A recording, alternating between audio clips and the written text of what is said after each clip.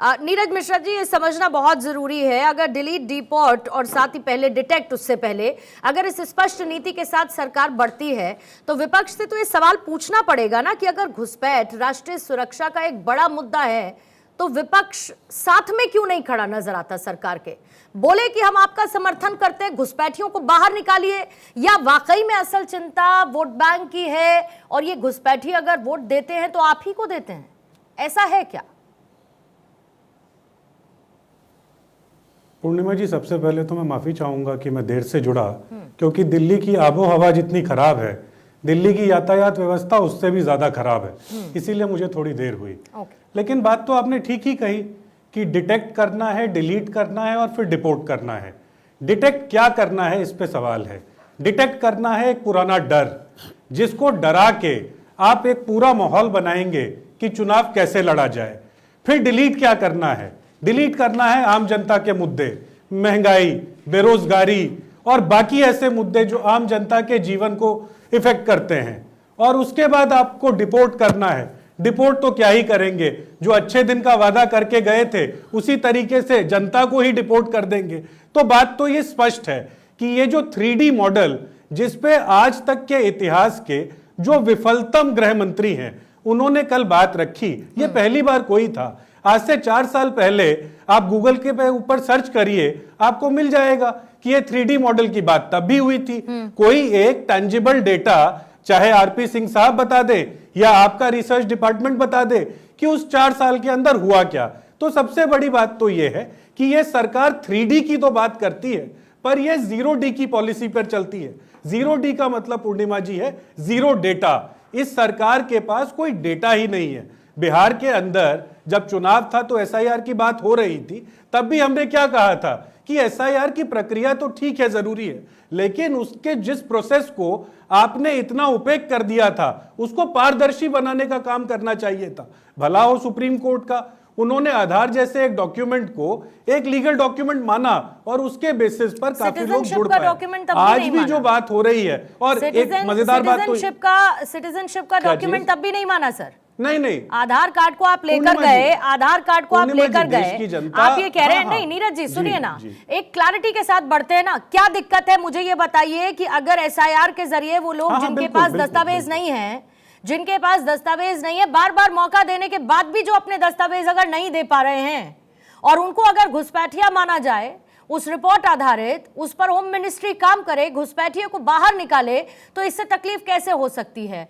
उनको डिटेक्ट करना, उनको डिलीट करना या उनको डिपोर्ट करने से कांग्रेस को इतना दर्द क्यों है?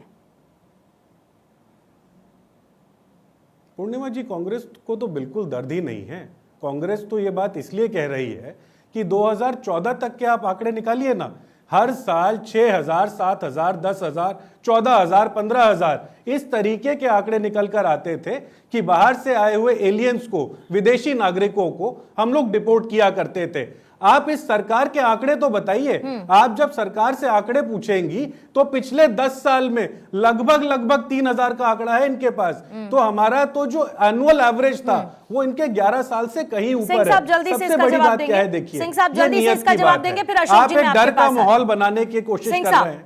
अगर बात हो रही है घुसपैठियों को बाहर निकालने की, तो 14 के बाद से कितने घुसपैठियों को डिपोर्ट कर दिया आपने?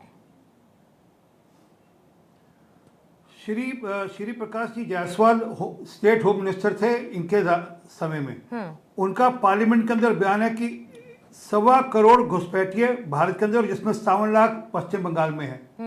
ये मेरा नहीं, श्री प्रकाश जायसवाल जी जो स्टेट होम मिनिस्टर थे इनके राज में। एक आपको याद है ममता बनर्जी ने इस्तीफा दे दिया था पार्लियामेंट से और कागज फेंक कर मारे थे सोमनाथ जी के ऊपर कि मेरे यहाँ घुसपैठिए और घुसपैठियों की आप चिंता नहीं कर रहे।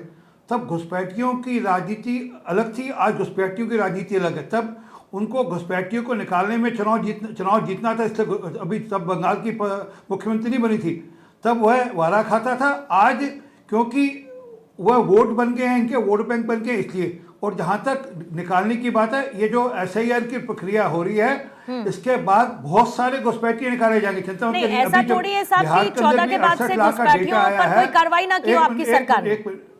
ऐसा थोड़ी है कि 14 के बाद से कोई कार्रवाई नहीं की, आज हम 25 में बैठे हैं, 25 खत्म होने को है, तो ऐसा थोड़ी है कि 14 से लेके 25 तक कोई कार्रवाई आप लोगों ने की ही ना हो। आप लोग SIR का इंतजार कर रहे थे। नहीं, कार्रवाई लगातार हो रही है, परंतु SIR के माध्यम से एक लार्ज स्केल पर सारा मामला होगा। 68 लाख जो वोट डिलीट हुए उसमें से अब डिडक्ट किए जाएंगे कि कौन लोग हैं ये लोग जिनके नाम डिलीट हुए, वो क्या जनरली उनमें से ऐसे कितने लोग जिनकी मृत्यु हो चुकी, कितने जनरली ऐसे लोग वहां से शिफ्ट कर चुके हैं, और कितने ऐसे हैं जो जनरली वहां पर नहीं रहते अब, परंतु ऐसे भी निकलेंगे जो वहां पर घुसपैठिए थे। इसलिए वो प्रोसेस अब शुरू हुआ है और यही प्रोसेस अब बंगाल में भी शुरू होगा, यही प्रोसेस यूपी में भी होगा। ठीक है, लेकिन उस उत्तर प्रदेश के प्रोसेस से बड़ी दिक्कत है समाजवादी पार्टी को भी। अशोक यादव जी, डिटेंशन सेंटर बनने लगे तो समाजवादी पार्टी को बड़ा दर्द होने लगा। अब उत्तर प्रदेश में SIR भी होगा, जिनके पास डॉक्यूमेंट्स नहीं है, डॉक्यूमेंट्स नहीं दिखा पाएंगे तो उनकी लिस्ट जाएगी होम मिनिस्ट्री को। घुसपैठ एक सीवियर इशू है, एक गंभीर मुद्दा है, और उसकी सफाई करना तो जरूरी है ना सर। आप भी नहीं चाहेंगे कि घुसपैठिए देश में रहें, और वाकई में जैसा कि गृह मंत्री साहब ने कहा कि PM और CM ये घुसपैठिए तय करें देश के, ये तो आप भी नहीं चाहेंगे। पूर्णिमा जी देखिए, अभी डिबेट के दौरान और इसके पहले भी रिटन में डॉक्यूमेंट है हम लोगों के पास, सबके पास होगा कि यूपीए गवर्नमेंट ने लगभग 88,000 घुसपैठियों को डिपोर्ट किया और इस सरकार ने लगभग 3,000 घुसपैठियों को डिपोर्ट किया 11 सालों में। तो सीरियस कानून घुसपैठियों को रिपोर्ट करने पर सवाल तो ये होना चाहिए। अभी RP जी कह रहे थे कि कांग्रेस पार्टी घुसपैठियों को बाहर नहीं करती थी क्योंकि उसको उसका वोट लेना था। जब वो घुसपैठियों का वोट लेना था कांग्रेस पार्टी की, तो 88,000 लोगों को रिपोर्ट कर दिया। इनको वोट नहीं लेना है तो 3,000 लोगों को रिपोर्ट कीजिए। ये सीरियसनेस समझिए। पूरा वर्ल्ड, पूरा विश्व इस घुसपैठियों की समस्या जूझ रहा है।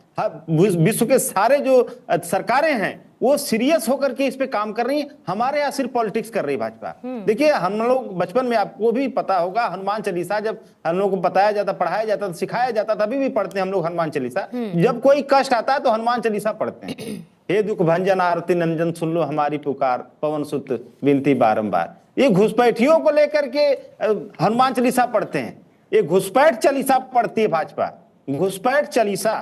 और घुसपैठ चालीसा कब पढ़ती है? ये पढ़ती है चुनाव आता है तो। बिहार चुनाव घुसपैठ चालीसा, बंगाल चुनाव घुसपैठ चालीसा, उत्तर प्रदेश चुनाव घुसपैठ चालीसा। ये घुसपैठियों को ये सरकार जो है चाहती है भाजपा कि घुसपैठिए हमारी डूबती नैया का सहारा बन जाएंगे, पतवार बन जाएंगे घुसपैठिए। उत्तर प्रदेश की बात आपने किया तो डिटेंशन सेंटर बनाने की बात योगी जी कर रहे हैं। अभी कितना बजट अलॉट किया उन्होंने? पेपर पे कितना बजट अलॉट किया? जगह कौन से चिन्हित किए?